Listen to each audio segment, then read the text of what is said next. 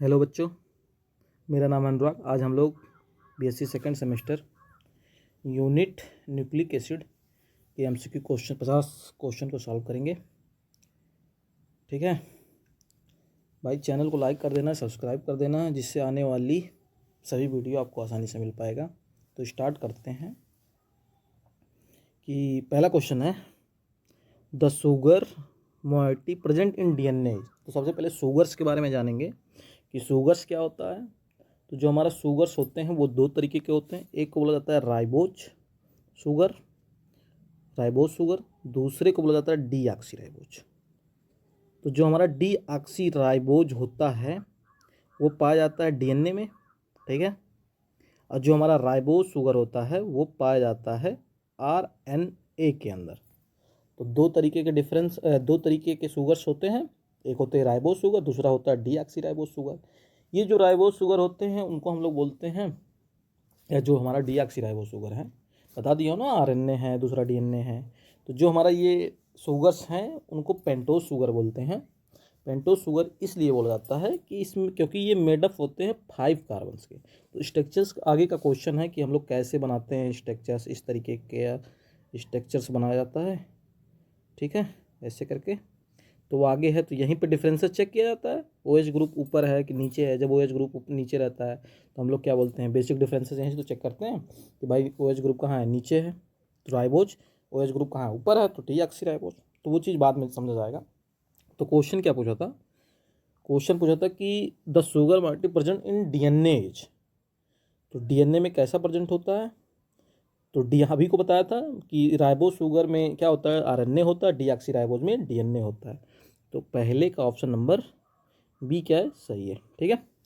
Question number second, nucleic acid are the polymer of. तो पहले nucleic acid के बारे में जानेंगे। न्यूक्लिक एसिड किससे बना है भाई, डीएनए आरएनए से बना है। जितने भी मैक्रो मॉलिक्यूल्स होते हैं, तो ध्यान रखना है मैक्रो मॉलिक्यूल्स के लिए, macro molecules of living organism, मतलब जो बड़े बड़े मॉलिक्यूल्स हैं उनके लिए गया है। और डीएनए के बारे में भाई हम लोग जानते हैं, जो हमारा डीएनए होता है वो जेनेटिक कैरेक्टर ट्रांसफ़र करता है। कहाँ से करता है जेनेटिक कैरेक्टर को, वन जनरेशन से अनदर जनरेशन की ओर। और आरएनए के बारे में जानते हैं कि भाई ये सब क्या होता है, प्रोटीन सिंथेसिस होते हैं। तो इस सारे जितने भी फिनोमिना हैं न्यूक्लिक एसिड वाले, ये सारे कैसे होते हैं, पॉलीमर होते हैं। पॉलीमर बना होता है, पॉलीमर्स होते हैं। तो वही पूछ रहा है, nucleic acid are the polymers, किसका पॉलीमर्स होता है, तो वो होता है न्यूक्लियोटाइड्स का पॉलीमर होता है, ठीक है। तो जैसे क्या नाम है, न्यूक्लियोसाइड दिया गया है। तो इसका जो दूसरा वाला क्वेश्चन है उसका बी सही है, न्यूक्लियोटाइड्स। न्यूक्लियोसाइड्स क्या होते हैं तो जान लेंगे, न्यूक्लियोसाइड्स हमारे क्या होते हैं। जो हमारा न्यूक्लियोसाइड्स होता है वो शुगर से बना होता है, और शुगर के साथ साथ नाइट्रोजन बेस से बना होता है। तो उसको हम लोग क्या बोलते हैं, न्यूक्लियोसाइड बोलते हैं, ठीक है। लेकिन जो हमारा न्यूक्लियोटाइड्स होता है वो शुगर के साथ साथ नाइट्रोजन बेस और फास्फोरिक एसिड को भी करता है कंटेन। तो भाई न्यूक्लियोसाइड किसको कंटेन करता है, शुगर को प्लस नाइट्रोजन बेस को कंटेन करता है, ठीक। न्यूक्लियोटाइड्स किसको कंटेन करता है, तो वो कंटेन करता है शुगर को, नाइट्रोजन बेस को, और साथ में फास्फोरिक एसिड को। तो फार्मूला क्या है, H3PO4। तो ये मिल गया, नाइट्रोजन शुगर नाइट्रोजन बेस तो H3PO4, तो न्यूक्लियोटाइड्स हो गया। सिंपल केवल शुगर नाइट्रोजन बेस है तो न्यूक्लियोसाइड्स हो गया, ठीक है। बेस के बारे में जानेंगे कि बेस भाई क्या है, ये बेस क्या होता है। तो बेसिस जो होते हैं वो दो तरीके के होते हैं। एक को बोला जाता है, मतलब ये सारे हेट्रोसाइक्लिक प्लेनर कंपाउंड हैं जो दो तरीके के हैं। एक को बोला जाता है पिरिमिडीन बेस, और दूसरे को बोला जाता है प्यूरिन बेस, ठीक है। जो हमारा पिरिमिडीन बेस होता है उसको 3 भागों में बांटा गया है, और जो हमारा प्यूरिन बेस है उसको 2 भागों में बांटा गया है। तो ये चीज़ ध्यान रखना है, 3 भागों में कौन से बांटते हैं हम लोग पिरिमिडीन बेस को। तो एक को बोला जाता है थाइमिन, दूसरे को बोला जाता है साइटोसिन, तीसरे को बोला जाता है यूरेसिल। जो हमारा थाइमिन होता है वो प्रेजेंट होता है डीएनए में, तो ध्यान रखना है थाइमिन डीएनए में होता है। साइटोसिन जो होता है डीएनए आरएनए दोनों में होता है। यूरेसिल जो होता है, यूरेसिल वो आरएनए में मिलता है। तो ये चीज़ ध्यान रखेंगे कि भाई जो हमारा पिरिमिडीन बेस है उस पिरिमिडीन बेस के अंदर थाइमिन मिलता है, साइटोसिन मिलता है, यूरेसिल मिलता है। तो थाइमिन कहाँ मिल रहा है भाई, डीएनए में मिल रहा है, ठीक है। और साइटोसिन डीएनए और आरएनए दोनों में मिल रहा है। यूरेसिल कहाँ मिल रहा है भाई? ये केवल आरएनए में पाया जाता है। तो ये चीज़ को याद रखेंगे, इंपॉर्टेंट होता है। दूसरा चीज़ होता है जो बेसेस होते हैं वो उनको बोला जाता है, दूसरे को हम लोग बोलते हैं प्यूरीन बेस। ठीक है, ये दो टाइप्स के होते हैं। एक को हम लोग बोलते हैं, दो टाइप्स के होते हैं, एक को हम लोग बोलते हैं एडनीन, दूसरे को हम लोग बोलते हैं गोनीन। तो एडनीन जो होता है वो डीएनए आरएनए दोनों में होता है, और गोनीन भी क्या, डीएनए आरएनए दोनों में पाया जाता है। तो ये चीज़ ध्यान रखेंगे। शुगर के बारे में बता दिया हूँ कि शुगर हमारे क्या है, राइबोज है, डीऑक्सी राइबोज। जो हमारा राइबोज शुगर है वो कहाँ मिलता है, आरएनए में। डीऑक्सी राइबोज कहाँ मिलता है, डीएनए में मिलता है। ठीक है। तो क्वेश्चन था nucleic acid are the polymer, तो ये न्यूक्लियोसाइड तो होगा नहीं, कौन सा होगा, न्यूक्लियोटाइड्स होंगे। क्या करते हैं, पॉलीमर्स बनाते हैं न्यूक्लिक एसिड का। ठीक है। Question number third, the 4 nitrogenous basis commonly found if DNA. तो वही बताया हूँ अभी, नाइट्रोजन बेस के बारे में पूरा एक्सप्लेन कर दिया। पिरिमिडीन है, प्यूरिन है, और जो हमारा थाइमीन है, साइटोसिन है, यूरेसिल है, पिरिमिडीन में मिलते हैं। एडेनिन ग्वानिन प्यूरिन में मिलते हैं। जो हमारा थाइमीन है डीएनए में मिलता है, साइटोसिन डीएनए आरएनए दोनों में मिलता है, यूरेसिल आरएनए में मिलता है, एडेनिन डीएनए आरएनए दोनों में मिलता है, ग्वानिन डीएनए आरएनए दोनों में मिलता है। बस थाइमीन और यूरेसिल का ध्यान रखना है कि थाइमीन बाई डीएनए में, यूरेसिल कहाँ, आरएनए में। और जितने भी बेसिस हैं वो सारे बेसिस डीएनए आरएनए दोनों में मिलता है। तो डीएनए पूछा, इफ डीएनए आर, तो जो हमारा डीएनए कहाँ कहाँ मिलेगा, तो सबसे पहले थाइमीन में तो मिलेगा। तो थाइमीन वाला ये यहाँ थाइमीन है, और एक यहाँ थाइमीन है, तो थाइमीन में तो मिलने वाला है, और यहाँ भी थाइमीन है, तो थाइमीन में तो मिलने वाला है भाई। और डीएनए कहाँ मिलता है, साइटोसिन में मिलता है। तो साइटोसिन कहाँ है, यहाँ है, एक साइटोसिन यहाँ है, एक साइटोसिन यहाँ है, एक साइटोसिन यहाँ है। और कहाँ मिलता है, एडेनिन में मिलता है। तो एडेनिन यहाँ है, एडेनिन यहाँ है, और एडेनिन यहाँ है। ठीक है। और किस में मिलता है, गोनीन में मिलता है। तो गोनीन यहाँ है। ये यूरेसिल दिया गया ना, तो यूरेसिल में क्या मिलेगा, आरएनए मिलेगा। तो ऑप्शन नंबर सी गलत हो गया। यूरेसिल दिया, ऑप्शन नंबर सी गलत है। यूरेसिल दिया, ऑप्शन नंबर सी गलत है। तो कौन सा सही है, तीसरे का डी सही है। ठीक है। क्वेश्चन नंबर थर्ड का तीसरे का डी है भाई। जो हमारा क्या है, एक मिनट, एडेनिन है, डीएनए मिल रहा है। ठीक है, डीएनए आरएनए दोनों मिलता है ना। गोनीन है, डीएनए आरएनए दोनों। साइटोसिन है, डीएनए आरएनए दोनों। और थाइमीन है, उसके अंदर भी क्या, डीएनए मिलता है। बस यूरेसिल में आरएनए मिलता है। तो पहला, दूसरा, तीसरा क्या हो गया, गलत हो गया। ऑप्शन नंबर डी सही हो गया। नेक्स्ट क्वेश्चन की ओर बढ़ते हैं हम लोग। Question number 4, the sugar moiety present in DNA and RNA. तो दोनों का पूछ रहा है ना कि भाई दोनों का बताना है हमको कि कहाँ मिलता है। तो ऑप्शन दिया है पहला 2 डीऑक्सीराइबोज, गैलेक्टोज, फ्रक्टोज, राइबोज। तो जो होता है ये राइबोज में मिलते हैं। आरएनए अभी बताया था कि शुगर कितने टाइप्स के होते हैं, दो, एक राइबोज, दूसरा डीऑक्सीराइबोज। राइबोज के अंदर आरएनए मिलता है, डीऑक्सीराइबोज के अंदर डीएनए मिलता है। तो आरएनए पूछा तो ऑप्शन नंबर डी सही है चौथा का। Question number 5। ठीक है, क्या है, the sugar mighty present in DNA RNA. भाई डीएनए आरएनए कहाँ मिलता है, किसके अंदर मिलता है, तो हमको पता है हेक्सोज में तो ऐसा कुछ बताया नहीं था, पेंटोज शुगर बताया था। तो पेंटोज होता है सी ऑप्शन सही है। ठीक है, पांचवे का सी सही है। जो हमारे शुगर और डीऑक्सीराइबो शुगर होते हैं वो कैसे हैं, पेंटोज वाले बने हुए हैं। Question number 6, the number of 51 the number of hydrogen bond between guanine, cytosine and between adenine, thymine in DNA are. तो रेशियो पूछा है, तो रेशियो हम लोग कैलकुलेट कर सकते हैं। इसका जो आंसर है वो 3,2 है। ऑप्शन नंबर बी सही है छठवें का। कि जो भाई हमारा गुआनिन और साइटोसिन है उसमें 3 हाइड्रोजन बॉन्ड होता है, और एडेनिन एंड थाइमिन में 2 हाइड्रोजन बॉन्ड होता है। स्ट्रक्चर के माध्यम से समझ सकते हैं। ठीक है, 2 हाइड्रोजन बॉन्ड क्या है भाई, समझ लो, जहाँ पे भाई AHB बॉन्ड बने, ए और बी वाले क्या हो, इलेक्ट्रोनेगेटिविटी वाले आइटम हो। ऐसे वाले आइटम जो होते हैं वो कौन होते हैं, फ्लोरीन हो सकता है, ऑक्सीजन हो सकता है, नाइट्रोजन हो सकता है। तो ध्यान रखना है। क्वेश्चन नंबर 7 क्या पूछ रहा है, RNA on hydrolysis does not yield which of the following. तो किस में से ऐसा हो रहा है भाई, तो एमिनो एसिड है दिया है, पेंटोज शुगर में तो भाई होता है, नाइट्रोजन बेस में होता है, फास्फोरिक एसिड में होता है, किस में नहीं होता, एमिनो एसिड में। तो ऑप्शन नंबर ए सही है, 7वें का ए सही है। पेंटोज शुगर यानी किसकी बात कर रहा है, राइबोज और डीऑक्सी राइबोज। नाइट्रोजन बेस यानी पिरिमिडीन प्यूरिन की बात कर रहा है। फास्फोरिक H3PO4, यानी कि कौन सा ऑप्शन सही है? ए सही है, 7वें का ए सही है। नॉट पूछा था ना। क्वेश्चन नंबर 8, तो ध्यान रखना है भाई, ऐसे वाले जो स्ट्रक्चर्स होंगे इसमें पूछ रहा है कि भाई इसमें कौन सा पाया जाता है। तो सबसे पहले ये स्ट्रक्चर है किसका एक्चुअली में? तो ये स्ट्रक्चर है डीऑक्सीराइबोज का। कहाँ से पता चला? ये वाला OH ग्रुप कहाँ है? ऊपर है, ठीक है। तो हम लोग जान गए कि इसको क्या बोलेंगे, OH ग्रुप नीचे होता तो हम लोग इसको क्या बोलते हैं? राइबोज। OH ग्रुप ऊपर है तो हम लोग उसको क्या बोल रहे हैं? डीऑक्सीराइबोज। और डीऑक्सीराइबोज में भाई क्या मिलता है एक्चुअली में? तो DNA मिलता है। तो 8वें का ऑप्शन नंबर बी सही है। Question number 9, DNA is a polynucleotide. क्या ऑप्शन सही है कि गलत है? इसी चीज़ को हमको पढ़ के समझ के आंसर देना। तो DNA बिल्कुल भैया, DNA क्या होता है? एक पॉलीन्यूक्लियोटाइड होता है। और न्यूक्लियोटाइड का मतलब शुगर हो जिसमें, नाइट्रोजन बेस हो जिसमें, और फास्फोरिक H3PO4 हो। न्यूक्लियोसाइड होता तो शुगर और नाइट्रोजन बेस बस 2 प्रेजेंट होते हैं।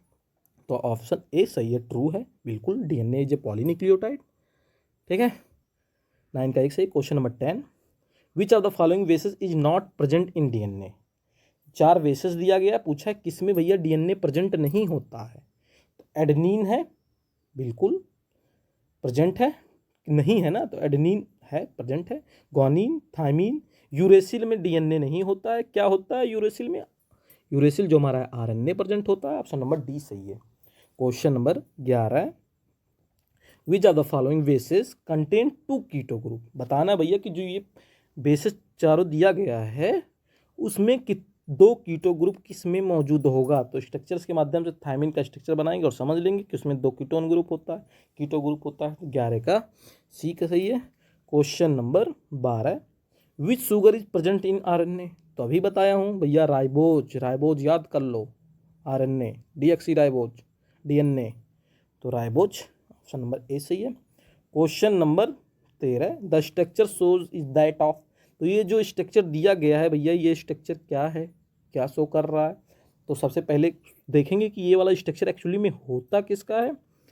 तो वो ये वाला स्ट्रक्चर OH ग्रुप देख लिए नीचे है, मतलब ये वाला जो स्ट्रक्चर है राइबोज का। और राइबोज के अंदर कौन मिलता है? RNA। और RNA का फॉर्मेशन कैसा है? फिर बेस के साथ है, तो केवल बेस है यानी न्यूक्लियोसाइड। इसी के साथ H3PO4 से भी अटैच्ड होता तो न्यूक्लियोटाइड बोलते। तो न्यूक्लियोसाइड यानी ऑप्शन नंबर बी सही है। ठीक है, न्यूक्लियोसाइड में केवल 2 होते हैं, एक होता है शुगर, दूसरा होता है नाइट्रोजन बेस।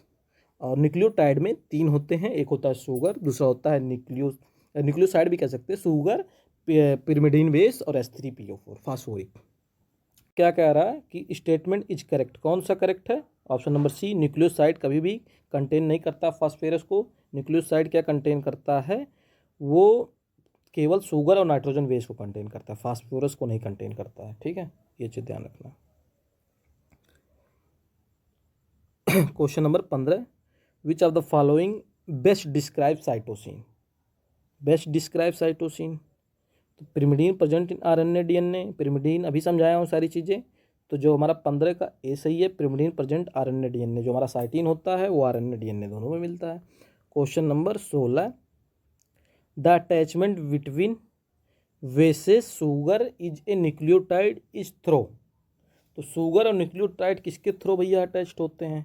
तो वो होता है ग्लाइकोसिडिक बॉन्ड के थ्रू अटैच्ड होते हैं। तो 16 का ऑप्शन नंबर डी सही है।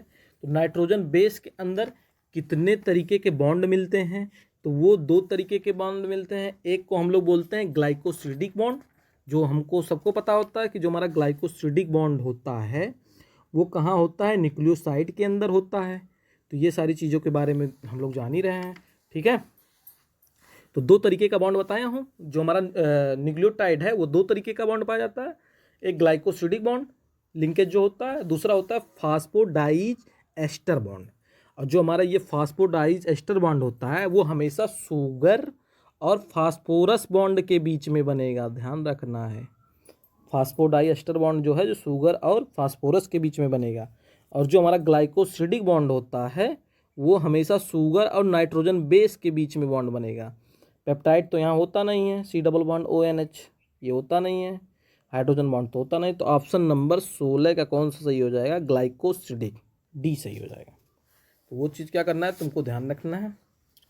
क्वेश्चन नंबर 17 क्या कह रहा है भाई, which part of the nucleotide is responsible formation of bond double helix. तो डबल हेलिक्स मॉडल किसने दिया, वाटसन एंड क्रिक मॉडल दिया।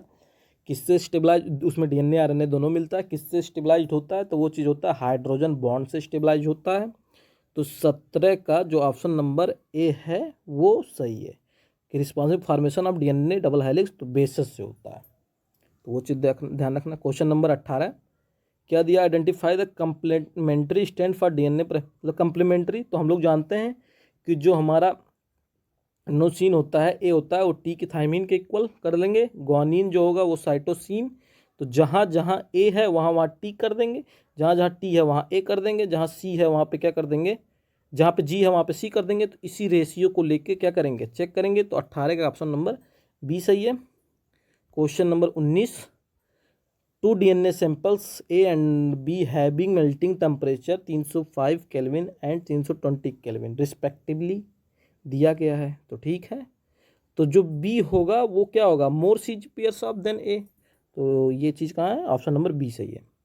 Question number 20, most occurring DNA in nature. तो भैया किसमें most occurring DNA in nature, किसमें सबसे ज़्यादा मिलता है, तो सबसे ज़्यादा जो मिलता है वो मिलता है बी डीएनए के अंदर। ध्यान रखना है, याद रखना है। Question number 21, the building blocks of nucleic acid. तो धीरे से बता सकते हो, कोई दिक्कत तो है नहीं। न्यूक्लियोटाइड्स होता है बिल्डिंग ब्लॉक, क्योंकि न्यूक्लियोटाइड से ही क्या बनेगा, न्यूक्लिक एसिड बनेगा, पॉलीमर्स का फॉर्मेशन होगा। ठीक है। Question number 22, the two main types of nucleic acid. तो कौन सा है दो मेन टाइप्स, तो वो डीएनए और आरएनए अभी बताया हूँ, समझाया हूँ शुरू में। माइक्रो मॉलिक्यूल्स होते हैं, कैसे हम लोग जनरेशन करवाते हैं one genetic to two genetic की ओर, मतलब अनदर जेनेटिक की ओर। आरएनए में कैसे प्रोटीन सिंथेसिस होता है, तो वो सारी चीज़ें समझाया हूँ। क्वेश्चन नंबर, एक minute, question number 23, the sugar found in DNA is. तो भैया कौन सा है, कौन कौन सा ऑप्शन दिया है, राइबोज। डीएनए में बताया हूँ भाई, डीएनए डीऑक्सी राइबोज में मिलेगा, सबसे आसान, बच्चों वाला, छोटे छोटे बच्चे भी जानते हैं कि डीएनए कहाँ मिलता है, डीऑक्सी राइबोज में। आरएनए कहाँ मिलता है, राइबोज शुगर में। Question number 24, how many hydrogen bond are there between adenine and thymine. तभी क्वेश्चन ये रिपीट हुआ था, कितने हाइड्रोजन बॉन्ड मिलते हैं, तो हाइड्रोजन बॉन्ड मिलते हैं 2। Question number 25, the backbone of DNA is composed of.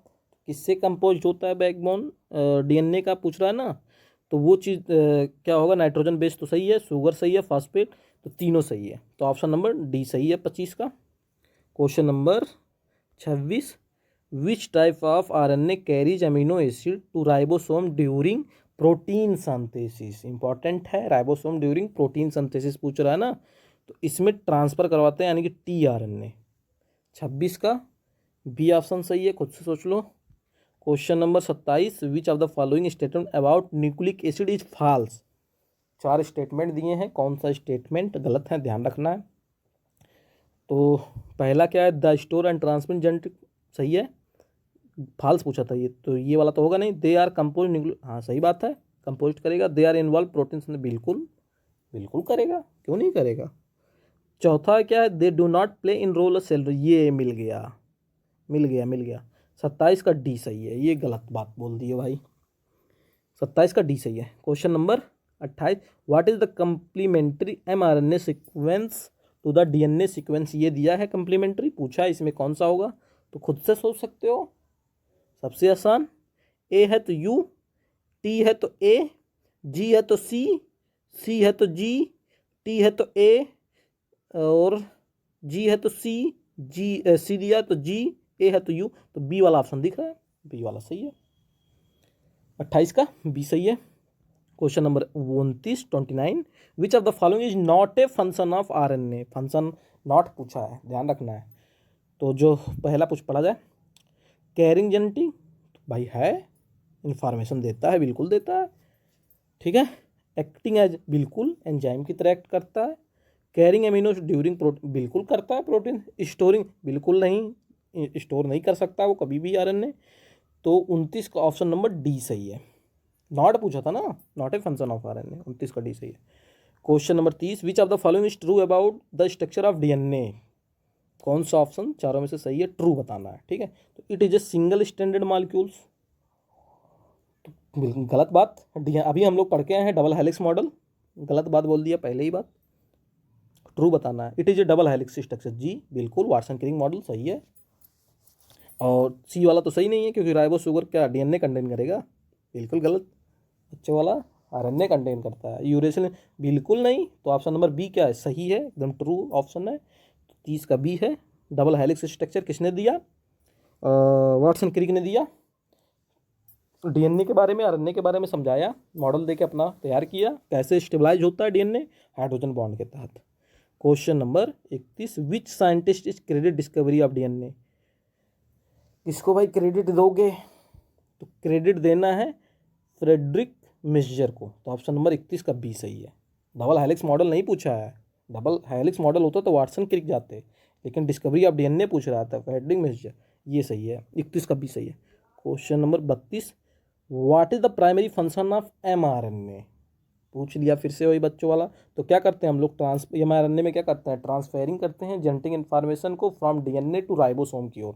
तो कहाँ गया डीएनए टू राइबोसोम, ये मिल गया। तो ऑप्शन नंबर 32 का बी सही है। Question number A, DNA is A favoured in condition, तो किस कंडीशन में हम लोग क्या करते हैं, फेवर करते हैं, कौन सा क्वेश्चन है, 32 क्वेश्चन है, 32 तो हो गया भाई, डीएनए टू राइबोसोम हो गया। 33 क्वेश्चन है, 33 का DNA is favoured in condition आप पूछा ना, तो वो चीज़ होता है जब भी ह्यूमिडिटी क्या हो जाती है, लो हो जाती है।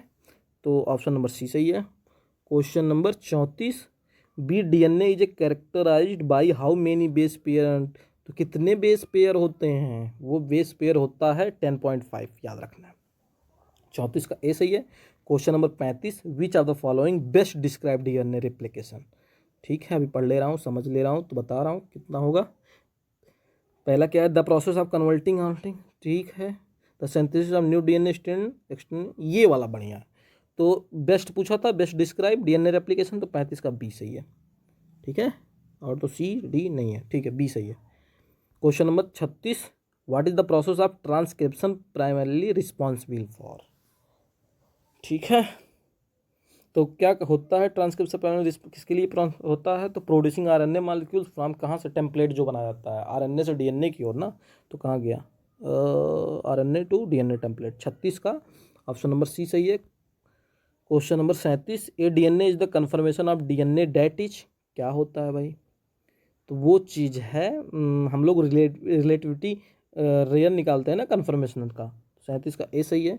Question number 38, what is the process by which M decoded produce specific sequence of amino acid, तो ये वाला ट्रांसलेशनल है। 38 का ऑप्शन नंबर बी सही है। Question number 29, RNA is called, क्या बोला जाता है, तो राइबोसोमल आरएनए बोलता है ए, ट्रांसफर होता T RNA, messenger R mRNA होता, तो 39 का ए सही है। Question number 40, B DNA is characterize by which type of group, तो कौन से टाइप का ग्रुप होता है, विच टाइप कैरेक्टराइज पूछा है ना, तो ये होता है मेजर माइनर दोनों ग्रुप्स बनाते हैं, तो 40 का सी सही है।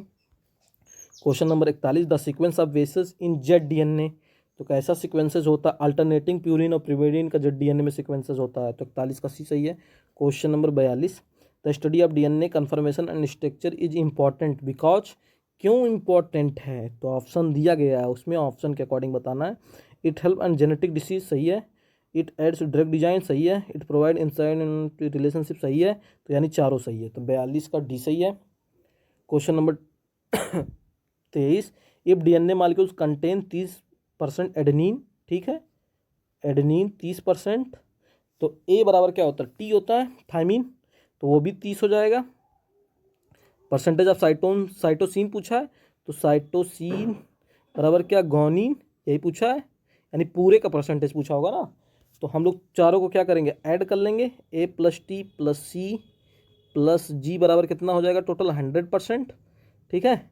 एडनिन और थाइमिन रख देंगे तो 30 प्लस 30 कितना हो जाएगा, 60 प्लस सी प्लस जी बराबर क्या हो जाएगा, 100 हो जाएगा, और सी प्लस जी बराबर क्या हो जाएगा, 100 माइनस 60, तो वैल्यू कितनी आएगी, वैल्यू कितनी आएगी, 100 माइनस 60 का, तो C प्लस जी बराबर क्या हो जाएगा 40%। तो 40% जहाँ मिलेगा तो 43 का ऑप्शन नंबर सी सही है।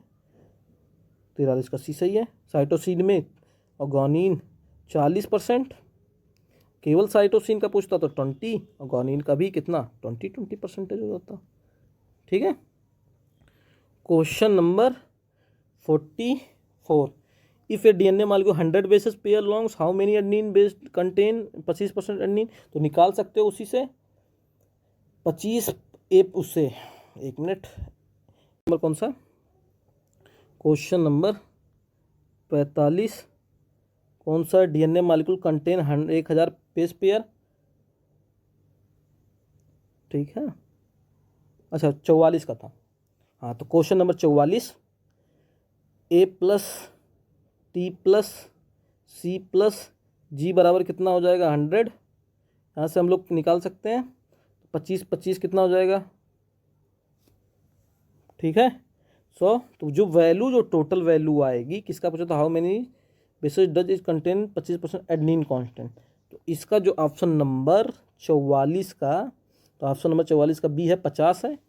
निकाल लोगे, जैसे निकाला था अभी पहला वाला वैसे सेम निकालना है। ठीक है, कोई दिक्कत नहीं है, निकलेगा। फार्मूला नहीं निकलेगा तो कमेंट बॉक्स में कमेंट कर देना, वीडियो बना दूंगा 44 पे। 50% आएगा दोनों का, एक एक का निकालोगे तो 25 आएगा।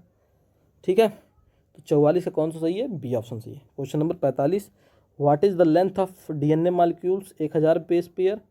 तो जब भी हम लोग लेंथ ऑफ डीएनए चेक करते हैं ना, लेंथ ऑफ डीएनए निकालते हैं तो फार्मूला होता है लेंथ ऑफ डीएनए बराबर जो बेसिस दिया गया हो, नंबर ऑफ बेसिस कितना दिया गया 1000 गुणे 3.4 किस में होता है, एंगस्ट्रॉम में होता है। तो 1000 दिया गया था ये वाला, तो जैसे ही मल्टीप्लाई करोगे कितना आएगा 3400 एंगस्ट्रॉम। इसको नैनोमीटर में चेंज कर सकते हैं तो 340 नैनोमीटर हो जाएगा। तो ऑप्शन नंबर सी सही है। एंगस्ट्रॉम को नैनोमीटर में बदलोगे तो कितना आएगा, एक एंगस्ट्रॉम बराबर कितना होता है भाई 0.1 नैनोमीटर, तो चेंज हो कर लोगे। ठीक है, 45 का सी सही है। Question number 46, the diameter of DNA double helix is approximately कितना होता है। तो भाई जो अप्रॉक्सीमेटली होता है वो 2 नैनोमीटर होता है।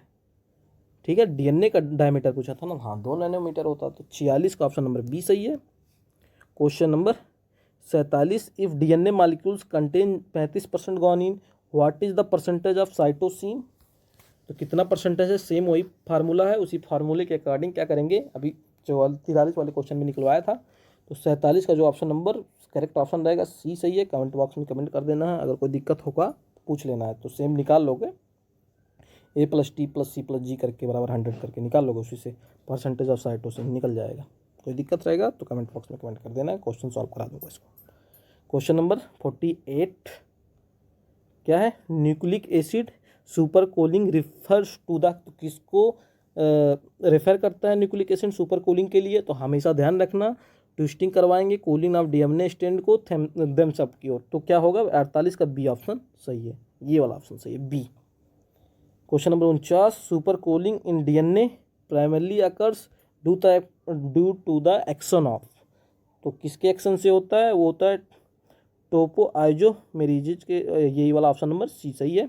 49 का सी सही है। Question number 50, which type of super cooling is introduce during DNA replication to facilitate unwinding of DNA strands. तो कैसा होता है भाई, हमेशा निगेटिव सुपर कूलिंग आती है, ऑप्शन बी सही है। आज हम लोगों ने बीएससी सेकेंड सेमेस्टर के 50 क्वेश्चन को सॉल्व कर लिया है यूनिट न्यूक्लिक एसिड का। ठीक है, तो पढ़ते रहना है, रिवाइज करते रहना है। कोई भी दिक्कत होगा तो कमेंट बॉक्स में पूछ लेना है। क्वेश्चन को बार बार रिवाइज करोगे तो जितना ज़्यादा रिवाइज करोगे ना उतना ज़्यादा अच्छा होगा तुम्हारे लिए, क्योंकि एग्ज़ाम जब आता है तो मेन टाइम पे हम लोग नहीं पढ़ते हैं। जो चीज़ पहले से पढ़ा हुआ होता है उसी चीज़ को पढ़ा जाता है, जिससे क्या दिक्कत ना हो, कोई प्रॉब्लम ना क्रिएट हो। ठीक है, बाद में कुछ भी पढ़ने लगोगे तो फालतू में एग्ज़ाम भी आ गया है, तो ज़्यादा फालतू का पढ़ने लगोगे चीज़ें तो याद नहीं रह जाएगी, कन्फ्यूजन बहुत ज़्यादा हो जाएगा। तो रिवाइज सबसे ज़्यादा मोस्ट इंपॉर्टेंट, और लिख लिख के याद किया करो। ठीक है, नहीं समझ में आ रहा कोई चीज़ उसको लिखो, बार बार देखो, बार बार समझो, बार बार पूछो। ठीक है, पढ़ते रहो। ठीक है, हैप्पी लर्निंग, धन्यवाद।